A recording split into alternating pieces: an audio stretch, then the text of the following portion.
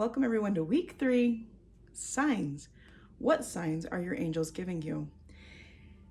There's a lot of information in this journal, and this is actually my second time recording this because the first time I recorded it, I was trying to kind of stick with what the book said and what the journal says, which is full of great stuff. But I actually felt like I had to record this one again because I didn't want to just repeat what the book said, and I had offered up some different information in the book too in my last recording, but it just didn't feel right. And you know what? This is all about living in spirit. So I'm recording again. So listen up, because whatever comes through right now for you is for you. Not what I previously recorded, but this today is for you. So pay attention. When I think about signs, my new thoughts go to this. Your past loved ones, and I know that especially a lot of you are looking for messages from your past loved ones, not just any angel, but a lot of you want to make connection with people you had connections with in this life, and you want them to come through again for you now, to know that they're still with you, they're not very far away, because we miss them so much. So signs in this case go both ways. There will be things that they'll do that they know are special to you, your past loved ones, your grandpa. There'll be something that's familiar to you that you had in common, maybe a song, a place you liked to visit, a certain object, maybe an item that they gave you, and they can bring those things into your awareness, and maybe just at the right moment when you just needed to know that somebody was there for you. But also, here's something new you might not have thought of, is that you actually help create signs for them to be able to come through with. So if you if there's a song that keeps coming to your mind that maybe was even written after they had passed, so it's not something you share together, but every time you hear that song, you think of them, you can say, hey grandpa, come through with this song when I know that you're with me. And just, not that it has to always be that song, right? But I know that you're with me, then I will be hearing this song will randomly come on at just the right times, maybe right before you go visit grandma, maybe grandpa's song in the car is playing for you on the way over there, something like that. And so you can actually be creating signs that they can use. And so we're not just limited to what you knew in this life about them and what you shared knowingly together, but something that's also offered to them. And the more you give them, the more that they're able to use it back to remind you that they're there.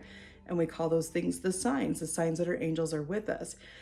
There can be, my journal does talk about numbers, and numbers can be very, very significant, especially if you're somebody who looks for numbers. If you're somebody who doesn't really look for numbers, you're probably going to miss it, and they're probably not going to use numbers to try to come through and show those things through you, unless of course you suddenly start noticing a repeat of numbers. I keep looking at the clock and I keep saying 333, or even sometimes my son is still alive, of course, but I see the clock say 10:17, and every day when I see 10:17, I send a little prayer to him.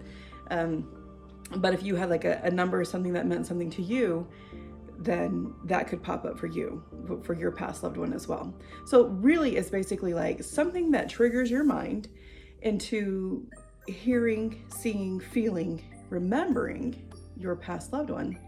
That can be used as a sign and can show up. So a lot of people say, oh, I don't know if that was a sign. I mean, I was thinking about him and then this happened. And I just try to tell people, like, don't overthink this. They're already just like right here. They're just right here. So it's not like they're way out there and maybe they have a minute to come and talk to you. They're already here. And so, yeah, of course they came through with a song. Of course they came through with an object. Of course you saw a penny, and you always see pennies every time you think of that past loved one or something like that. So don't push that out. When you see something, just go, oh, probably a sign from my angels, because it's more likely that your angels want you to know that they're there for you and that they love you, rather than it's far less likely that they are just like, well, I'm not showing up today in her life or his life. Okay, so when you see those things and you think it might be them, you embrace it, it's them. Okay, we don't have any more time for doubt. We don't have time for second guessing, especially when it comes to these signs. Everybody loves to second guess a sign, and there's just no reason for it. Just embrace it. What is it going to hurt you? You're just going to feel more connected. It's going to raise your belief vibration. It's going to open up your heart and energy to feeling them more. And it's going to allow them through that vibration, just like we talked about in openness last week, allows them to come into that space with you. So yay, we get to feel our angels, but we also get to see some physical signs. And even one of those signs, not always so physical in the material world, but it's just a sense of peace, just joy and peace. They can come to you with such a beautiful, joyful vibration, not just your past loved ones, but any type of angel that's there to assist you. Angels aren't just the ones that we knew in this life or will even know in this life. There's so many of them. But we just open for whatever we may need. We know that the angels are willing to be there for us. There's a lot of them. They have a lot of time on their hands. I know people think, oh, they're so busy, they don't have time. Time doesn't really work like that for them. So they definitely can come in. That's their only mission, is to come in and support us and help us in our life. So stay open to those signs. Yes, look for the things that are familiar to you from your past loved ones, but also create some places or things that they can come into as well as they come to your mind. That's just trying to create a new connection, a new symbol. The more we have, the more you're going to see them.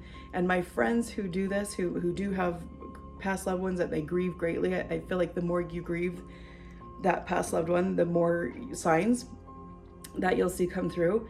But I have some friends that just like almost daily just see signs, just because they're so open and because they hurt and they do want that.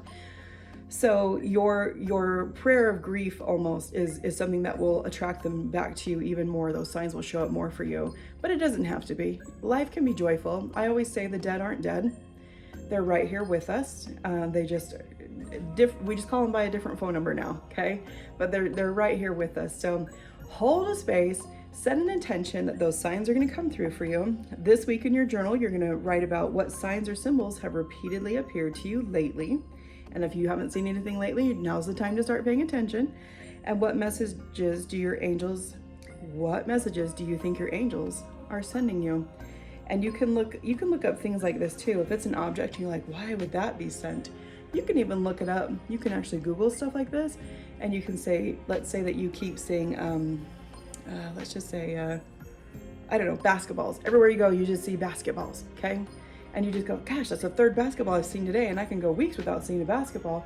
So let's just say something like that happened. You're like, I have no idea. It doesn't remind me of anyone who passed. I'm not sure what's going on. There could be a message behind that. And you can do this with any object in the world, I promise you. You can Google it, look it up on AI, and you can say the spiritual meaning behind basketball. And you're gonna see something like maybe a paragraph or so about what that could possibly mean in your life. And that could be a message, even from, just your guides your spirit guides just trying to guide you in this life. So open up your mind. There's a lot of information there, but it's us who doesn't hold the place for it. So when you open your mind and you hold a place for signs and messages, you're going to see a lot. And you won't be like this every single day, because you won't need to. But a lot of times we want more direction than what we feel like we've been getting in the past. So you probably will a lot of times get a lot more messages, because now your mind is open and you're ready to listen. And the angels love that. They want to talk to you. It's hard. They can't do it from mouth to mouth and head and all the things that we use in the physical, but they can through spirit, and they can use signs. So watch for your signs, and then join me next week when we talk about how to incorporate the angels into daily life.